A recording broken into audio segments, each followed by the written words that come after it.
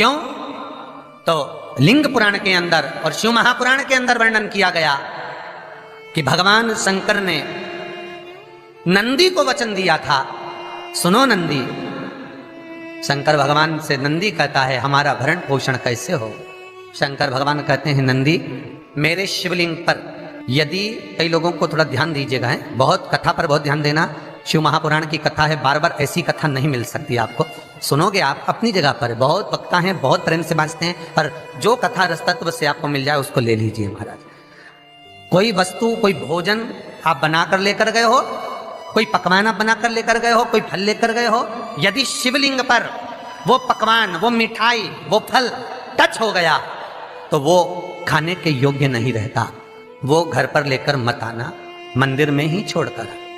यदि भोजन, पकवान, मिठाई, शिवलिंग यहां पर है और भोजन का भोग तुमने इतनी दूर से लगाया है, फल इतनी दूर रखा है, वो शिवलिंग पर टच नहीं करा गया है, तो उस प्रसाद को, उस फल को आप पा सकते हो, उसको खा सकते हो। पर जो शिवलिंग पर टच हो गया फिर वो केवल नंदी, श्रृंगी, भृंगी, प्रेतों का, भूतों का, आहूतों का भाग होता है। प्रेत, भूत, आहूतों का वो फिर खाने योग्य नहीं है। हाँ, यदि नर्मदेश्वर महादेव हैं, नर्मदा जी के जल से कोई शिवलिंग प्रकट हुआ है, नर्मदा जी के जल से, कोई कंकर से, नर्मदा के जल से अगर कोई शिवलिंग प्रकट हुआ है, उस शिवलिंग की स्थापना कहीं पर है या आपके घर में है, तो उसको कुछ भी टच हो जाए वो पा सकते हो, पर बाकी के शिवलिंग को स्पर्श किया हुआ नहीं पा सकते। केवल एक नर्मदेश्वर महादेव नर्मदा के जल से प्रकट हुए। कई लोग पूछते हैं ये सांप है कौन, ये सर्प है कौन, तो उसको बताओ ये भगवान शंकर के गले में जो एक सांप पड़ा हुआ है ये भगवान विष्णु हैं। और शंकर भगवान के सिर पर जो जटा में सांप दिखता है, वो हाथ में सांप बंधे रहते हैं, वो दो हाथों में, कमर पर, सिर पर, केशों पर जो सांप 5 नजर आते हैं वो, तो बताओ ये शंकर भगवान की 5 लड़कियां हैं, जया, विषहरा, शामली बारी, दो तली और देव। ये 5 लड़कियां भगवान शंकर के इर्द गिर्द घूमती हैं, आस पास भ्रमण करती, सभी ये शिव की बेटियां भगवान शंकर के साथ भ्रमण करती हैं। 5 जया, विषहरा, शामली बारी, दो तली और देव, ये जो 5 पुत्रियां थी शंकर भगवान की, ये वासुकी को दी गई थी महाराज, क्योंकि ये सर्प की योनि में थी, इसलिए ये वासुकी नाग को प्रदान करी गई थी। वासुकी नाग कौन सा? जिसने मंथन कराया। वासुकी नाग कौन सा? जिसके फण पर पूर्ण पृथ्वी विराजमान है। वासुकी नाग कौन सा? जो निरंतर देवताओं के हित के लिए कार्य करता रहता। एक पान के पत्ते के ऊपर, मात्र पान जानते हो, वो खाने वाला पान करता है उसका पत्ता, पान के पत्ते के ऊपर जो चंदन से शंकर के नाम, पार्वती का नाम और ब्रह्माणी सरस्वती का नाम लेकर शिव को समर्पित कर दे महाराज, उसकी भी तिथि बताइए, बड़ी सुंदर है। जब रवि का पुष्य योग पड़े, रवि पुष्य नक्षत्र हो, रवि का पुष्य योग पड़े, उस समय पान के पत्ते पर चंदन से शंकर, पार्वती और सरस्वती का स्मरण कर कर जो शिवलिंग के ऊपर उस पान के पत्ते को चढ़ाकर 5 बेलपत्र, 3 समी पत्र समर्पित कर देते हैं, उस बच्चे से चढ़वा देते हैं, वो बच्चा कभी पढ़ने में कमजोर नहीं होता, विद्या में बढ़ता ही बढ़ता है।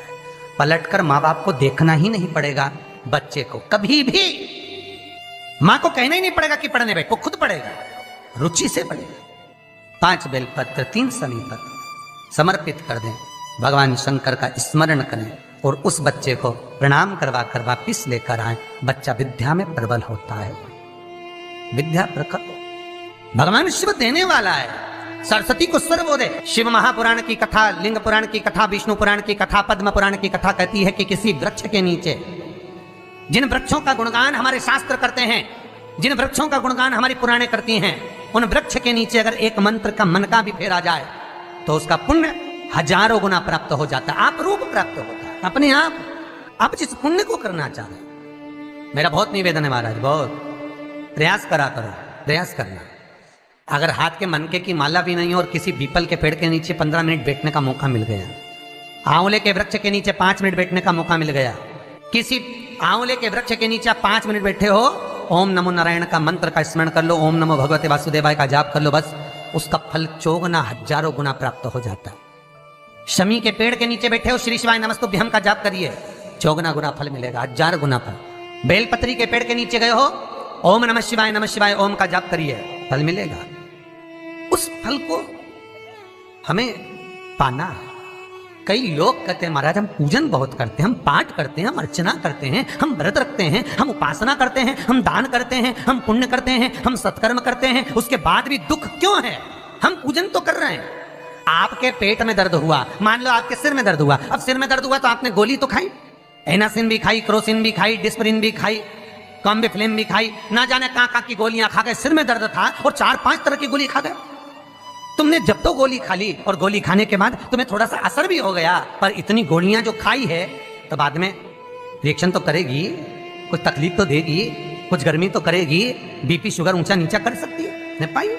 उसी तरह मंत्र, माला, पाठ, जप, अनुष्ठान फल कब देते हैं और फल कब नहीं देते, ये शिव महापुराण की उमा संहिता कह रही है। शिव महापुराण का उमा खंड, पार्वती खंड को अच्छे से पढ़िए तो उसमें बताया है, उसमें वर्णन किया है। हम पाठ करने बैठे, इतनी बड़ी पोथी लेके लोग बैठ जाते हैं, पहले राम रक्षा स्तोत्र पढ़ लिए, फिर ये पढ़ लिए, गीता जी का अध्याय पढ़ लिया, ये पढ़ लिया, ये चालीसा, दुर्गा चालीसा, शिव चालीसा, तांडव, ये वो, ये मंत्र जप लो, वो मंत्र जप लो, फिर कोई महाराज बता गया वो मंत्र जप लो, फिर कोई महाराज बता गया वो मंत्र जप लो, ये वाला देवता ला के अलमारी में रख लो। इतनी बड़ी पूजन की अलमारी, बस इतनी बड़ी, ज्यादा से ज्यादा होगी तो इतना बड़ा पूजन का घर, कमरा, उसमें इतना सारा देवता।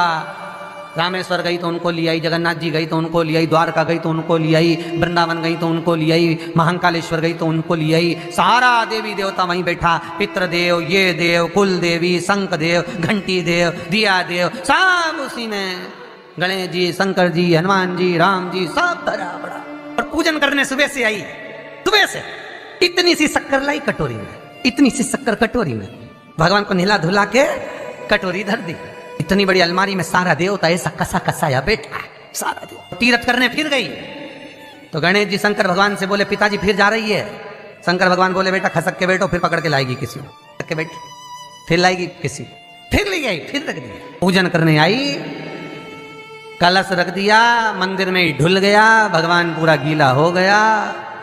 गणेश जी शंकर जी से बोले पिताजी पूरा गीला करके चली गई। शंकर भगवान बोले बेटा तो कल ही आएगी, दिया लगा के गई तो गीले में बैठो, अब नहीं आने वाली।